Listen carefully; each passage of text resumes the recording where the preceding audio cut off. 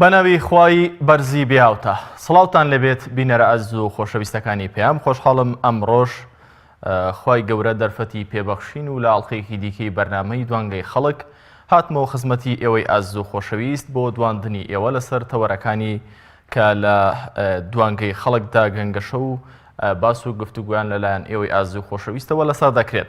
پارێزان تەوەری ئەمڕۆی بەرنامەی دوانگەی خەڵک بەدەمەوەچوونی کۆمەڵی ئیسلامی بۆ چینی هەژاران چۆن هەڵدەسەنگێنیت؟ ئایا کۆمەڵی ئیسلامی وەکو هێزێکی سیاسی باگراوندێکی ئیسلامی هەیە تا چەند توانیوێتی ئەوەرکەی لەسەر شانیەتی لە ڕووی پرۆژەی خێرخوازەکان جێبەجێ بکات و تا چەند پرۆژە خێرخوازەکانی کۆمەڵی ئیسلامی لە ناو کۆمەڵگەی کوردیدا و لە ناو چین و توێژی هەژار و کەم دەرامەت و بەشمەینەت و هاوڵاتیانی هەژاری ئەم وڵاتەدا جێگەی دڵخۆشین و تا چەند پێداویستەکانی ئەوانیان پڕ کردوێتەوە.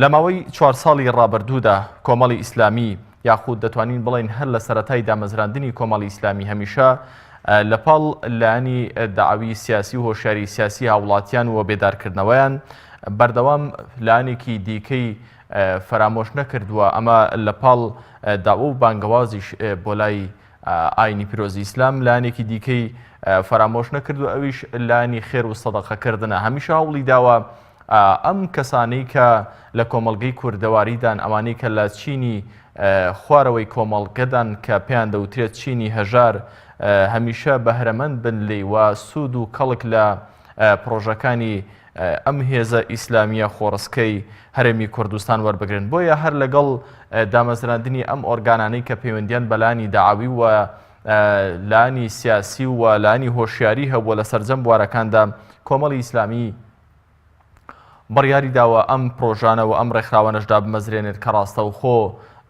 هاوڵاتیانی چینی خوارەوەی کۆمەڵگا لە ڕووی ئابووریەوە مەبەستم کاویش چینی هەژار و کەم دەرامەتانن ڕاستەوخۆ سوودی لێ ببینن. تەوەری بەرنامەی ئەمڕۆمان ئایا تا چەند بەدەمەوەچوونی کۆمەڵی ئیسلامی بۆ چینی هەژاران بەدەمەوەچوونێکی باش بۆەوە هاوڵاتیان توانیویانە سوود لە پرۆژەکانی کۆمەڵی ئیسلامیەوە ببینن. کۆمەڵی ئیسلامی خاوەنی چەندین پرۆژەی خێرخوازیە کە هەر لە سەرەتای دامەزرانیەوە هەوڵی داوە کە ئەم پرۆژانە بەرفراوان بکات وە زیاتر ئیشی لەم پرۆژانەدا کردووە بۆ ئەوەی کە ڕاستەوخۆ هاوڵاتیان سوود لە پرۆژەکان وەربگرن. دیارترین پرۆژەی کۆمەڵی ئیسلامی کە دەنگدانەوەیەکی گەورەی لە سەر ساحەی هەرێمی کوردستان هەبوو بە تایبەت هەژاران پرۆژەی بەخشینێکە لە ماوەی چەند ساڵی ڕابردوودا توانیوێتی خزمەتێکی بێ ئەندازە لە هەرێمی کوردستان بە هەژاران و کەم دەرامەتانی ئەم وڵاتە بکات.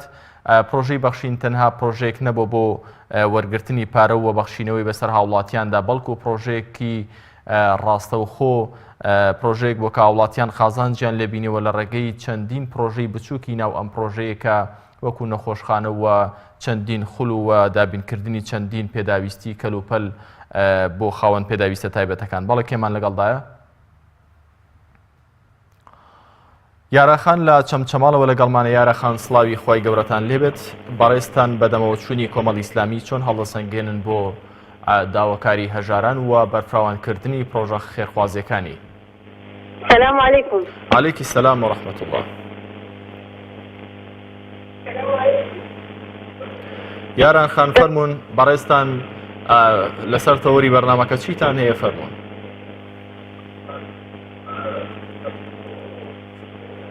دەستخۆشیێن بەرنامە لێکەم. زۆر سپاس بۆ بەڕێستان. یاران خان کە بکرێت لە ڕێگەی مۆبایلەکەەوە گوێم لێ بگری سپاس دەکەم و سەرنج و تێبینیەکانتان لەسەر تەوەری بەرنامەکە چین فەرموون؟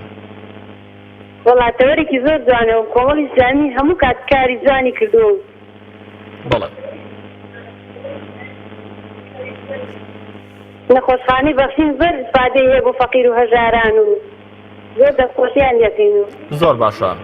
پێتان وایە کۆمەڵی ئیسلامی لە ئاستی پێداویستی هاوڵاتیاندا بووە لەم ڕۆوە لە ڕووی کاری خێرخوازیەوە و تا چەند ئەوانەی کە لە بانگەشەکانی هەڵبژاردندا دەگەڵێت لە ئەرزی واقعدا پێشتر نمونەیەکی جوانی پێشکەش بە هاوڵاتیان کردووە لە هاوکاریکردن و یارمەتیدانیان؟ وەڵای لەوەی زیاتر بچیت لە توانایانە هەموو بێکردویانە بۆ فەقیر و هەژار و ئەوەی لە توانایانە بێیکەن. و پێتان وایە کە ئەگەر بێت و کۆمەڵی ئیسلامی پێگەی بەرفراوانتر بێت و دەسەڵات و بودجێک و پارێکی باشتری بێتە بەردەست بە تەکید یارمەتی هەژاران و کەم دەرامەتان زیاتر دەدات لەوەی کە ئێستا لە توانایەکی سنوورداردا جێبەجێ دەکات؟ وەڵی زۆر گەشتبینین بە کۆمەڵی ئیسلامی هیوادارین ئینشەڵڵا چیت لە توانایە بێ بۆ فەقیر و هەژاری بکاو بەڵێ ئینشەڵڵا دەستخۆشیان دەکەین بۆ کارەدوانانی کە ئەیکەن و ئەندام پەرلەمانەکانی سەرکەوتون و بەڵێ سپاس بۆ یاران خان لە چەمچەماڵەوە، سپاس بۆ سەرنج و تێبینەکانی تۆ. بەڵێ سپاس بۆ بەشداریتان.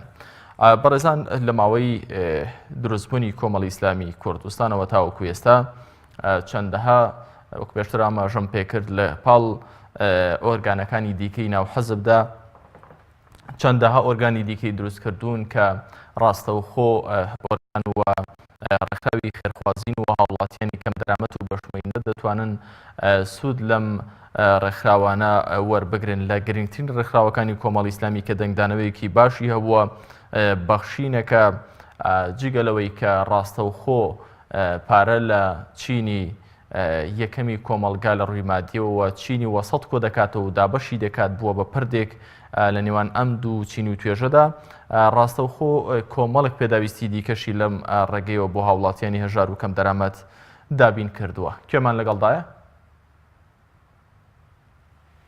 پەیام خان لە قەڵازیەوە لەگەڵمانە. پەیام خان سڵاوتان لێبێت، فەرمووە. خوای گەورە لە ئێوەش بێ. زۆر سپاس بۆ بەڕێستان. پاسم مەمنون. وەڵایی دەستخۆشێکی بێپەیانم هەیە بۆ کارمەندانی پەیام و هیوای سەرکەوتنێکی تەواو لە خوای گەورەدا کارم سەرکەوتن ببەخشێ بە ئەندامانی کۆمەڵی ئیسلامی.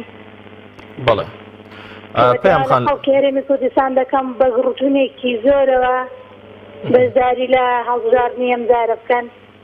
بەڵێ زۆر سپاس.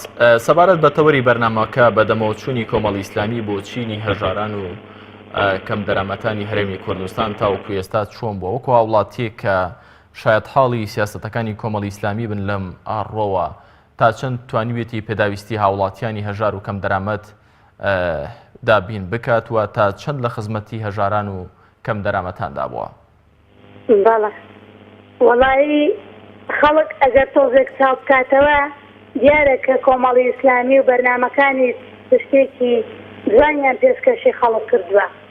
یەکێک لەوانەش بەرنامەی بەخشین تابلۆی ماندوونە ناسانە خزمەتی چینی هەژاری کردووە. دەستخۆشیان لێ دەکەم داواکارم لە خۆی گەورە سەربەرزیان بکە وەدا لە خەڵکی هەرێمی کوردستانی دەکەم بە گڕوتینێکی زۆرەوە ڕوو لە سندۆقەکانی دەنگدام بکەن و دەنگ بە کۆمەڵی ئیسلامی بدەن. بەڵێ سپاس بۆ سەرنجەکانی بەڕێستان. سپاس بۆ پەیام خان لە قەڵازەی خۆشەویستەوە، سپاس بۆ سەرنج و تێبینەکانتان. فاتیمە خان لە دەربەندی خانەوە لەگەڵمانە. فەرمووی فاتیمە خان. سلام علیکم. عەلەیکە سەلام وەڕەحمەتوڵڵا. دەستخۆشی بۆ تۆ بۆ بەرنامە دەستخۆشی بۆ هەموو کارمەندانی کەناڵی پەیام. زۆر سپاس بۆ بەڕێستان. لەسەر تەوەری بەرنامەکە فەرموون. وەڵا لەسەر تەوەری بەرنامەکە ئەوەی کۆمەڵی ئیسلامی کردێتی بڕواناکەم یەگوت توش باشە بەس ئەوەی کەناڵی ئەوەی کۆمەڵی ئیسلامی کردێتی هیچ حەزبەتی تر لەم کوردستانانەی کردووە. ئەوە نەخۆشخانەی بەخشین و نەخۆشخانەی بەخشین لە کەلا لە سلێمانی لە من هەموو یادی چوارشەمم تابعی ئەو بەرنامەکەم بەرنامەی بەخشین کە خانە بۆ مناڵانی بێباو دروستەکە. ئەوە کارێکە یعنی مەگەر کەسێک پێوەفا و تفڵە و کێر بێ ئەو چاکانە نەبینێ. ئەوەی کۆمەڵی ئیسلامی کردێتەوە ئەندام پەرلەمانەکانی یەک بەیەکیان هەموویان ئینسانی چاکن حەقبێژن هەموویان ڕاستن هی بەغا هی کوردستان هەموویان حەقبێژن. من زۆر زۆر دەستخۆشیان لێکم دەستخۆشی لە ڕاستوەرانەکەم بۆ ئەو کارە باشانەی دەستخۆشی لە هەموو ئەندام پەرلەمانەکانیانەکەم شکریە شێخانی لە هەموویان نجیبەخان هەموویان ئینسانی چاک و حەقبێژن هەموویان ڕاستن خەڵکی کوردستانەکەیان ئەڵێن. بڵێ ئەوەی کە لە پەرلەمانتارەکانی خولی پێشووی پەرلەمانی کوردستانی کۆمەڵی ئیسلامی بینیوتانە تاوەکو ئێستا لە پەرلەمانی کوردستان لە پەرلەمانتارەکانی هیچ لایەنێکی دیکە بینیوتانەکە ئەم بودجەی کە بۆ ئۆتۆمبیل بۆیان سەرفکرا لەلایەن حکوومەتی هەرێمی کوردستانەوە ئەوان وەریان کرد بەڵام دواتر بەسەر نەخۆشخانەکانی هیوە و بەسەر هاوڵاتیانی هەژاردا بەشیان کرد. ئەمانە هاوڵاتیان لەم کاتانەدا هیچ ئەم جۆرە کارانان لەبیرە؟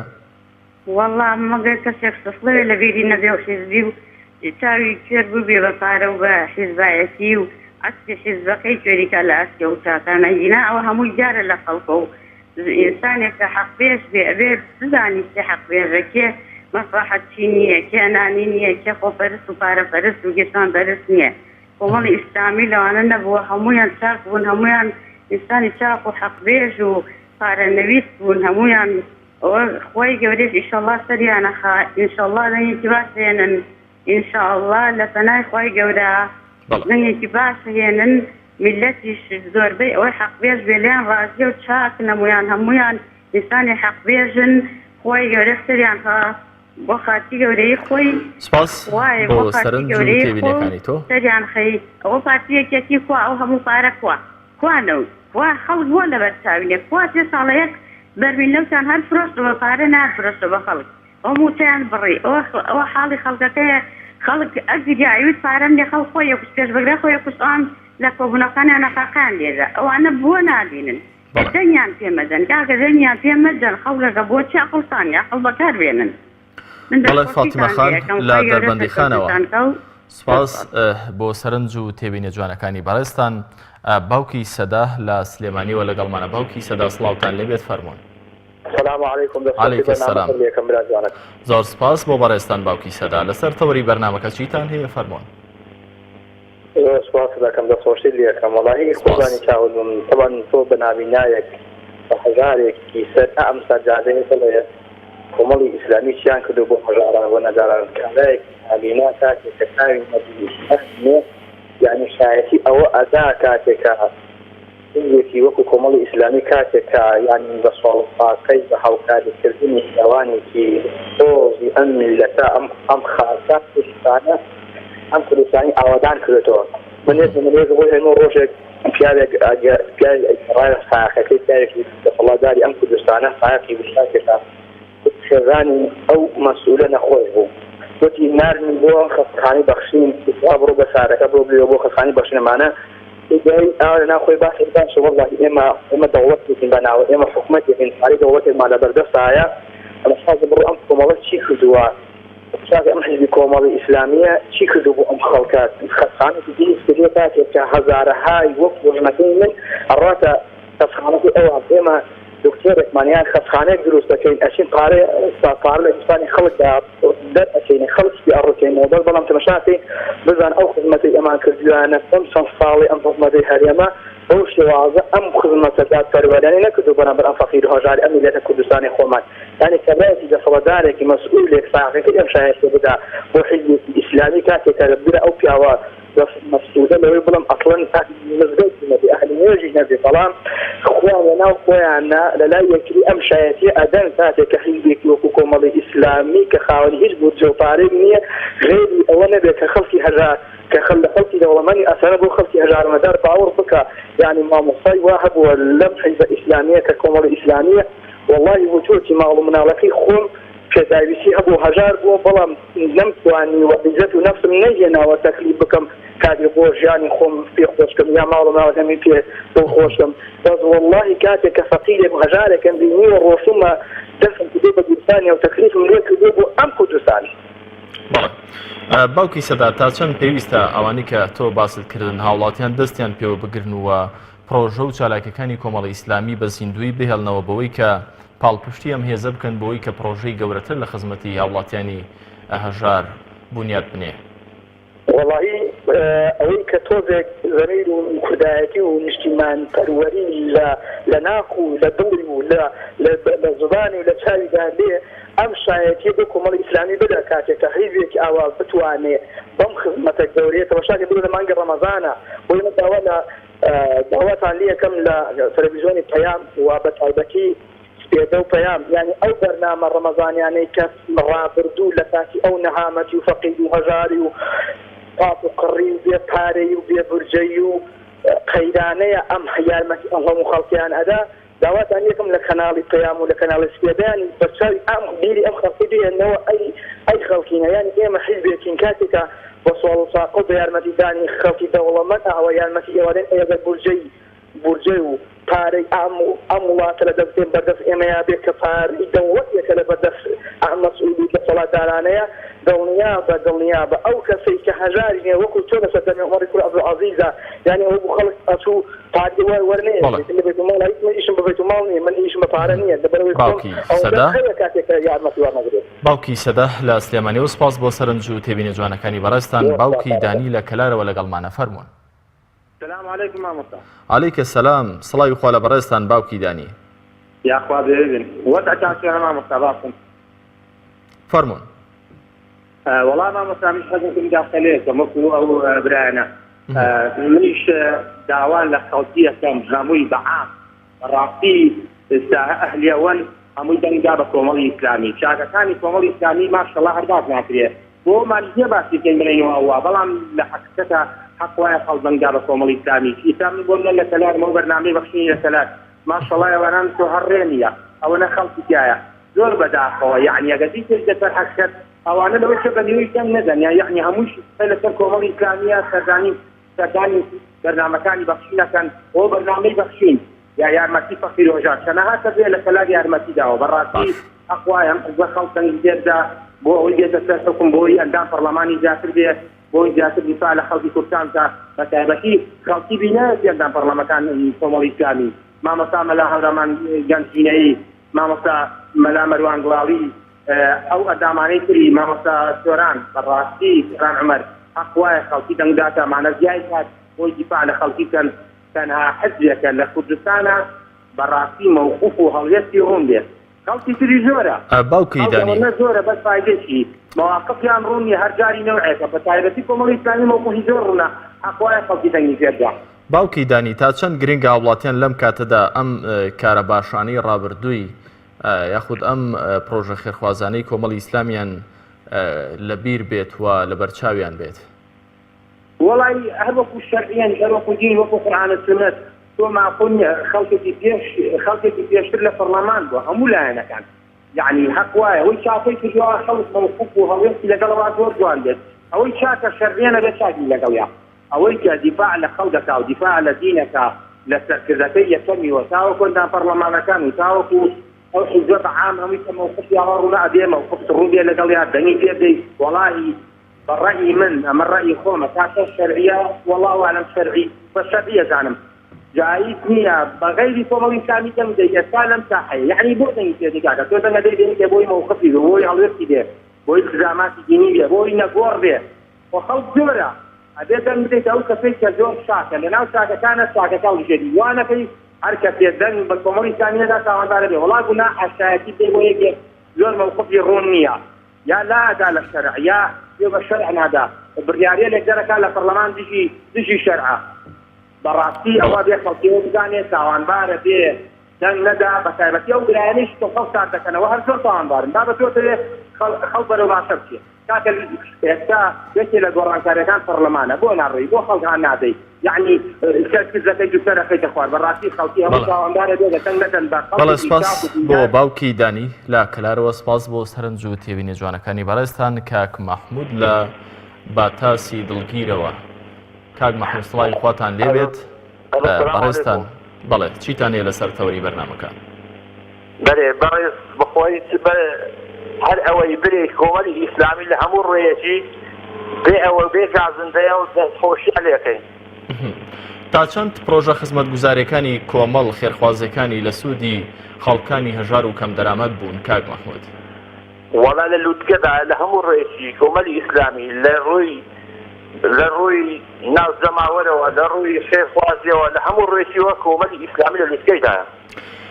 هاوڵاتیان تا چەند گرنگە لەم کاتانەدا ئاگیان لەم کار و پرۆژانە بێت کە لە ڕابردوودا ئەم هێزە بۆ هاوڵاتیانی هەژار کردوێتی؟ هاوڵاتیان ئاگادار بنەوە و هەشیارکەنەوە لە کۆمەڵی ئیسلامی دەنگ نەدەنە هیچ لایەنێکی تر هیچ شانی ناوانە شانی هیچ دەنگی نینە هیچ کارێکی ویان نییە شانی دەنگدان و شانی ئەوە بن زۆر باشە کۆمەڵی ئیسلامی هەموو شانن داواکارم ئەو میلەتە ئەو کۆمەلگا دەنگ بدەنە کۆمەڵی ئیسلامی زار ئەو زارەیە لە چەند ساڵە ئەو هەندە ڕۆژەمانمانە لەو ڕۆژەش 1 ساعاتە ئەو ساعاتێکی دەستی خۆیان نەدەن. کاک مەحموود پێتان وایە کە ئەگەر کۆمەڵی ئیسلامی پێگەیەکی بەرفراوانتر و بەهێزتری هەبێت دەتوانێت پرۆژە خزمەتگوزارەکانی بۆ هاوڵاتیانی هەژار زیاتر بکات وە زۆرتر خەڵکی فەقیر و هەژار سود لە پرۆژەکانی و کارە خێرخوازەکانی کۆمەڵ وەربگرن؟ ئەرێ وەڵڵاهی پێم وایە ئیسلامی ئەگەر بێت و پارەی لە بەدەست بایە لە هەموو ڕێکی زیاتری ئەکرد و ئێستا ئەم حکوومەتی ئەوان ئەکەن بەخۆی لە بەدەستی من با ئەمن حەق حکوومەتی ئەوە بەڕێ دەبم ئەوە حکوومەت نییە ئەوە هەمووی پارە پول و دەخۆن و هەدەستن و خلاص و بڕامە خۆت حکوومەتداری نییە ئەوە حیزباتیە.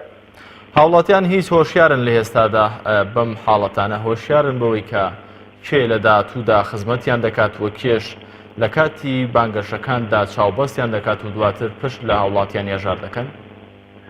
بەڵێ وەڵڵاهی ئەوانە هەموو قسەی فەبریقەدار و قسە قەڵەو دەکەن بۆ ئەو خەڵکە بەس ئەو خەڵکە نازانم ئەو خەڵکە چۆن چ خەڵکێکە ئەو خەڵکە نازانم چاویان پێوە نیە نایبینن ئەو خەڵکە نازانم بەخۆی چ خەڵکێکەوە بۆ خۆشیان ناکەنەوە بۆ ئاگانای لەو خەوە نازانم ئەوانە بۆ ڕەش بینن ئەوانە بۆ حەق نابینن حەق. بەڵێ سپاس بۆ کاک مەحموود لە باتاسەوە سپاس بۆ سەرنج و تێبینیەکانت.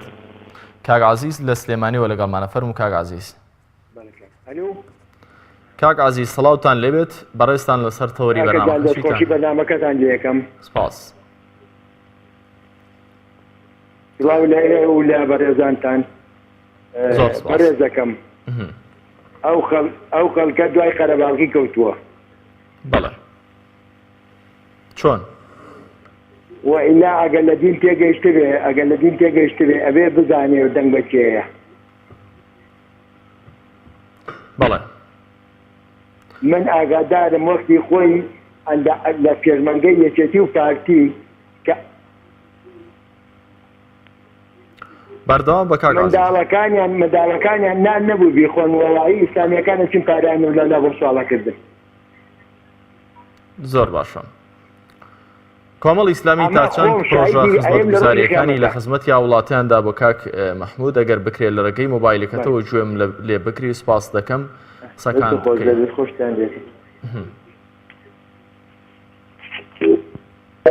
بەڵێ سپاس بۆ کاک عەزیز لە سلێمانی دیارە پەیوەندەکەی پچڕا.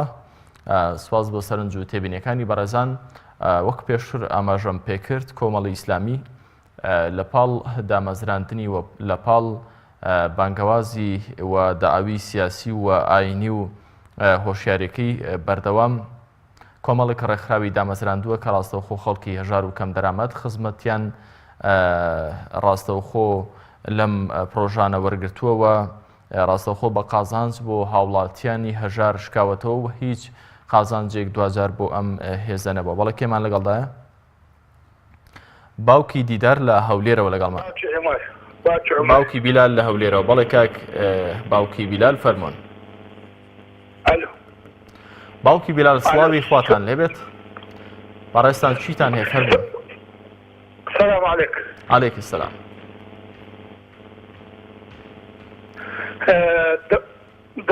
دەستخۆشتان لێ دەکەم لە بۆ بەرنامە جوانە. سپاس بۆ بەڕێستان باوکی بیلال.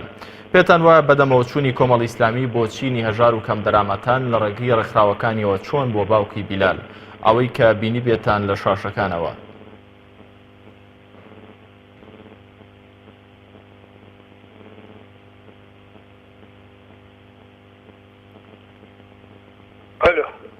باوکی بیلال من گوێم لە دەنگی بەڕێستانە فەرموون قسە بکەن.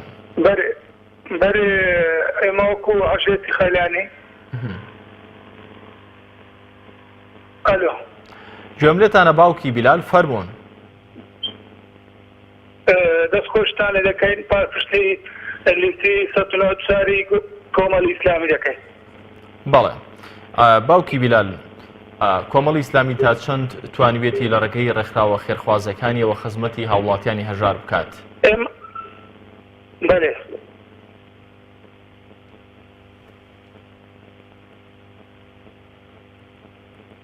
دەستخۆشتان لێ دەکەن لە بەرنامەی بەخشینە هەموو کارکردەوەکانی کۆمەڵی ئیسلامی شاهد حالی ئەو کارە جوانانە. بەڵێ سپاس بۆ باوکی بیلال لە هەولێری پایتەختی هەرێمی کوردستانەوە. سپاس بۆ سەرنجە جوانەکانی بەڕێستان. گەوهەرخان لە کەرکووکەوە لەگەڵمانە. فەرموون گەوهەرخان.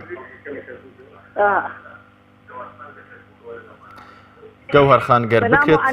عەلەیکە سەلام. نەڕەگەی مۆبایلەکەتەوە گوێم لێ بگری. سپاس دەکەم. فەرموون.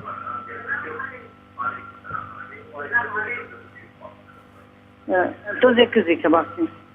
سلام علیک. عەلەیکی سەلام. گەوهەرخان لەسەر تەوەری بەرنامەکە چیتان هەیە؟ فەرموون.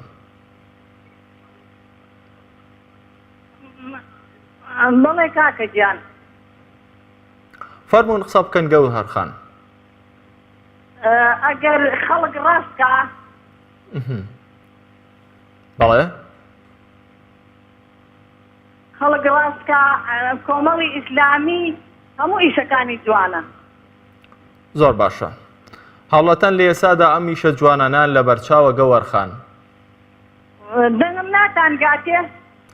قسە بکە من گوێم لێتە. فەرموو گەوهەرخان. هاوڵاتیان لە ئێستادا ئاگایان لەم ئیشە باشانەیە کەم هێزە کردوێتی؟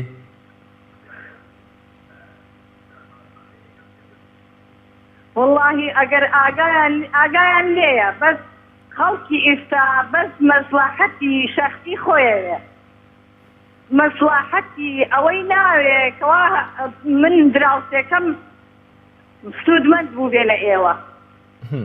کەواتە تا چەند پێویستە هاوڵاتیان تەنها خزمەکەم ناسیاوەکەم؟ بەڵێ گەوهەرخان تا چەند پێویستەوە داواکاری چیە لە هاوڵاتیان کە تەنها بەرژەوەندی خۆیان ڕەچاو نەکەن چاوێن لە خەڵکی هێژاریش بێت؟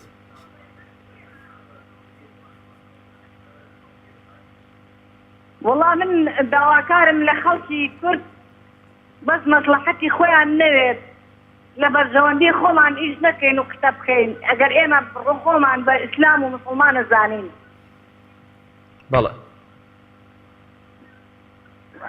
ئەبێ بەرژەوەندی هەموو فەقیر و هەژار و خەڵکێکمان لە بەرچاو بێ. بەڵێ گەوهەرخان. ئینشاءالله بە ئیزنی ئەو خوایە ئەم جارە کۆمەڵ سەرکەوێ خەڵک ئەحەسێتەوە ئینشاءالله، چونکە بەرنامەکەتان بەرنامەی خوایە. بەڵێ سپاس بۆ گەوهەرخان لە کەرکووکی خۆشەویستەوە. سپاس بۆ سەرنج و تێبینیەکانتان لە نیاخان لە کەلارەوە. فەرموو لە نیاخان. سڵاوی خواتان سڵاوی خوا لە بەڕێستان. دەستخۆشی بەرنامەکەت لێ یەکەم. زۆر سپاس بۆ بەڕێستان. لەسەر تەوەری بەرنامەکە چیتان هەیە؟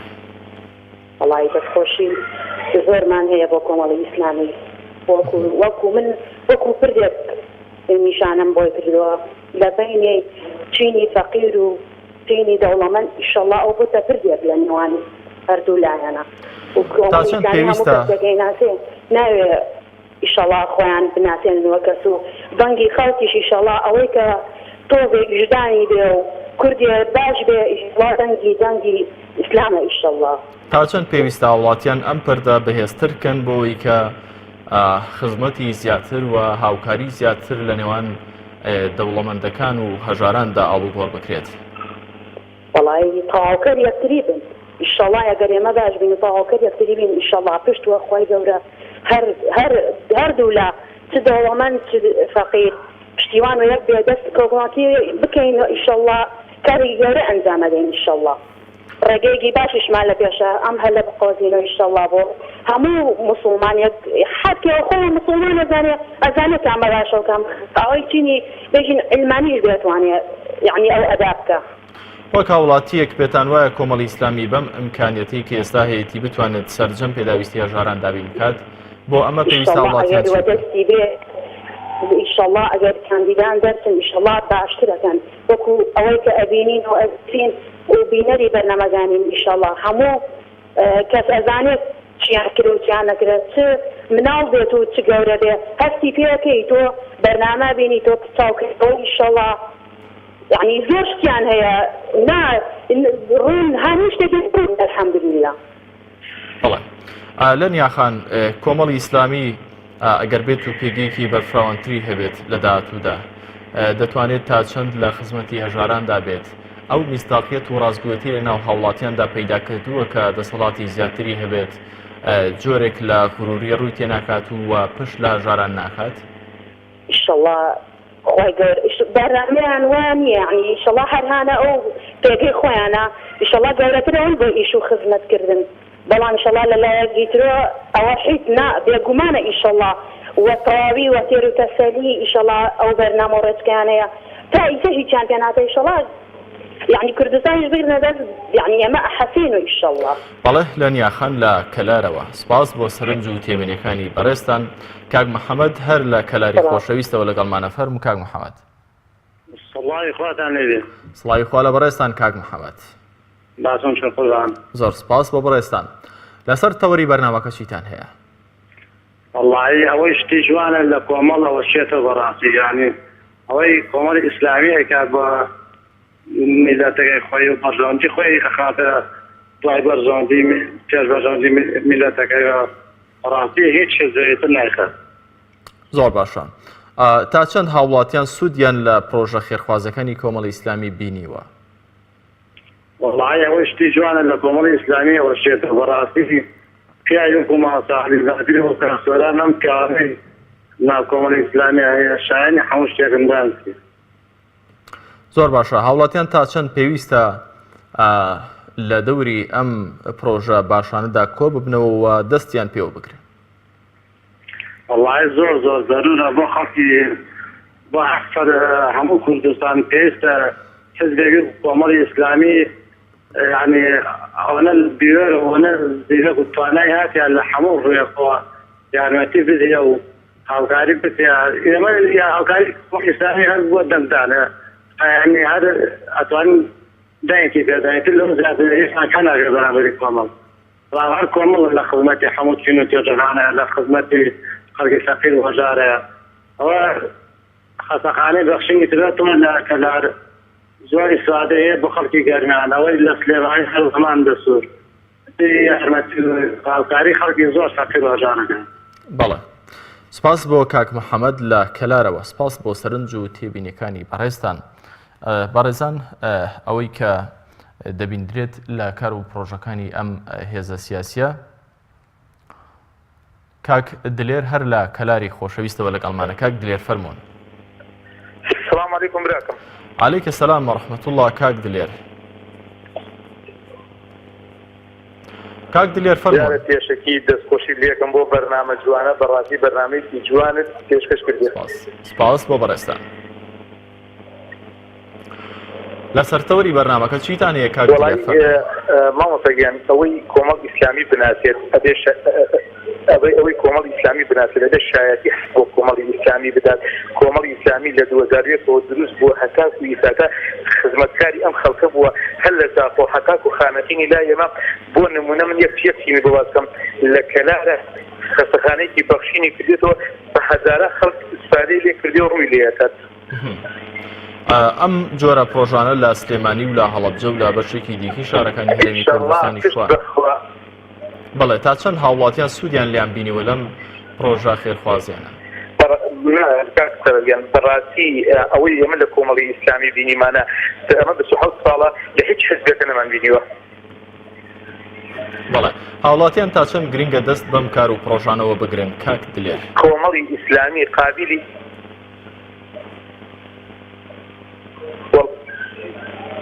قابلی هەموو شتێکە کە لە قابلی ئەوەسانێ نەک قابلی ئەوەسانێ دەسەڵات بگرێتە دەستەرێکی دەسەڵاتەکانی هەرێمی کوردستان لە دەست کۆمەڵی ئیسلامی بێت.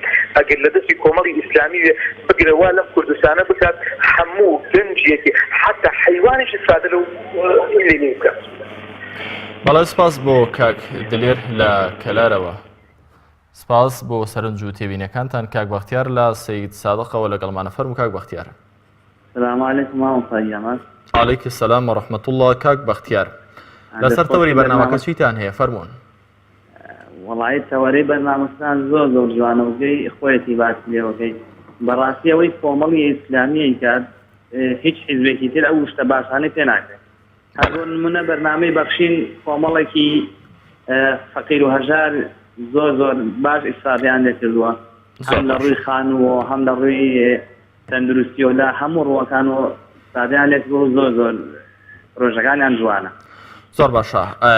هاوڵاتیان تا چەند گرنگە ئەم پرۆژانە کە بەرهەمی کۆمەڵی ئیسلامین دەستیان پێوە بگرێتوە وا بکەن کە ئەم هێزە پێگەی بەهێزتر بێت بەوەی کە ئەم پرۆژانە بەرفراوانتر بکاتوە هاوڵاتیانێکی زیاتر و زیاتر خزمەت وە سود لە پرۆژەکان وەربگرن.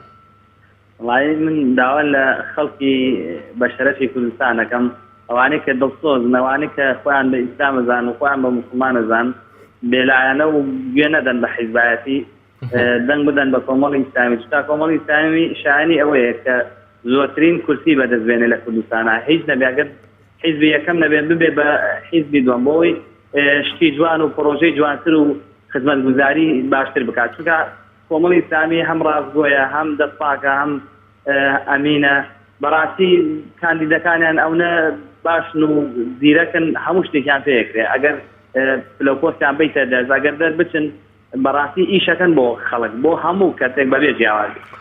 ئەم هێزە ئەم متمانەی لە دڵی هاوڵاتیاندا دروست کردووە کە ئەگەر بێت و پێگەیەکی بێستری هەبێت غرور نابێت وە پشت لە هاوڵاتیانی هەژار ناکات.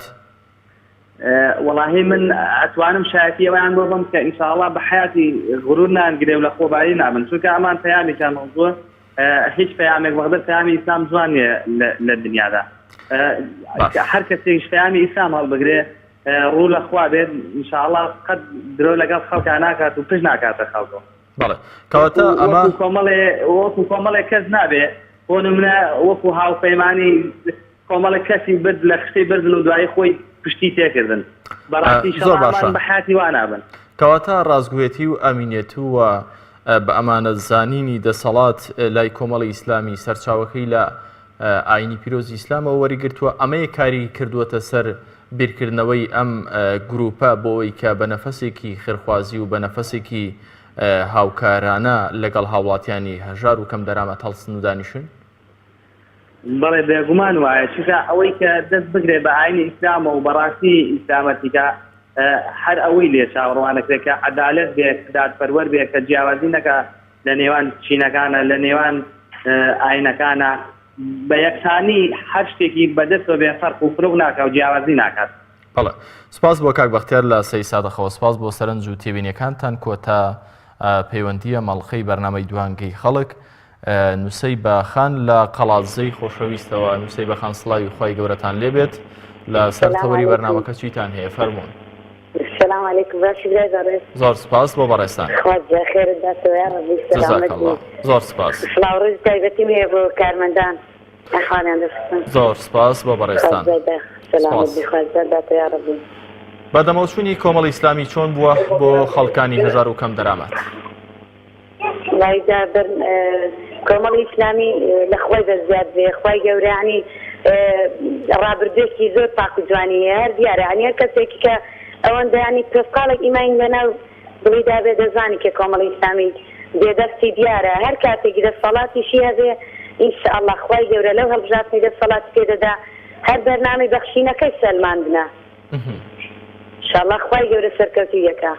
بەڵێ سپاس بۆ نووسەی بەخان لە قەڵازیەوە سپاس بۆ سەرنج و تێبینیەکانتان کۆتا پەیوەندی ئەماڵقەی بەرنامەی دوانگەی خەڵک و بەڕێزان لە ماوەکانی ڕابردوودا کۆمەڵی ئیسلامی کۆمەڵێک پرۆژەی هەبووە کاڕاستەوخۆ خازانجنەویست خزمەتی بە خەڵکانی هەژار و کەم دەرامەت کردووە ئەمەش سەرچاوەکەی لەم تەوجیهاتە فکری و ئاینیانەوەیە کە ڕاستەوخۆ ئاینی پیرۆزی ئیسلام تەسیری کردووەتە سەر ئاراستی بیرکردنەوەی تاکەکانی ئەم هێزە لەم چوارچێوێدا بەخشین سۆمای چاوان و کۆمەڵێک ڕێکخراوی دیکە کە ساڵانە ڕاستەوخۆ کاری خێرخوازی ئەنجام دەدەن و خەڵکانی هەژار و کەم دەرامەت بەسەر دەکەنەوە.